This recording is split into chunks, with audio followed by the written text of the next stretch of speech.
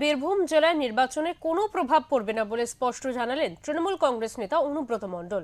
হাতে তালিকা নিয়ে তিনি জানান, বীরভূম জেলায় প্রায় 1,70,000 ভোটারের নাম তালিকা থেকে বাদ পড়েছে।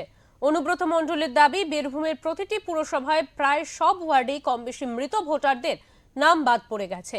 এসআইআর এর খসড়া ভোটার তালিকা প্রকাশের দিনই এই দাবি করেন তিনি, এবং পাশাপাশি তিনি জানান, এই সংশোধনের ফলে আসন্ন নির্বাচনে বীরভূম জেলায় কোনো রকম প্রভাব পড়বে না।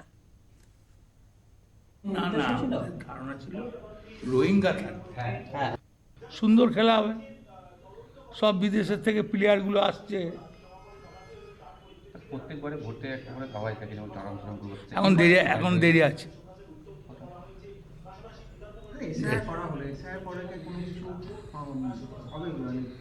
দেখুন, অভিষেক ব্যানার্জি আছে, মমতা ব্যানার্জি আছে, পার্টির লিডাররা আছে, তারা নিশ্চয়ই সিদ্ধান্ত নেবে। তবে আমার মনে হচ্ছে যে এসআইআর পর যা ডিসিশন দেবে তাই হবে। তবে এখনও ইনকোয়ারি বাকি আছে, ইনকোয়ারি হবে। বাদ বললেই তো আর বাদ হয় না। আপনি তো গোটা বীরভূম জেলা জুড়ে ঘুরছেন, কি মনে হচ্ছে, কি দেখলেন?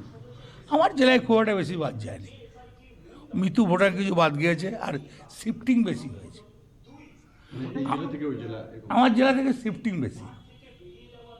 ধরুন, আপনি চাকরি করেন, আমরা 3 ভাই, 2 ভাই আপনারা চাকরি করেন, হ্যাঁ, পশ্চিমবঙ্গ কলকাতায় শিফটিং হয়ে গেছে, এই ধরনের। ভোটে কি কোনো প্রভাব পড়বে? না, তাকে করে পড়বে। এটা আমার ভোটার লিস্টে আমি নাম দেখলাম যে আমার মেয়ের নাম উঠেছে। বীরভূম জেলায় এখনো পর্যন্ত কত নাম বাদ গেছে?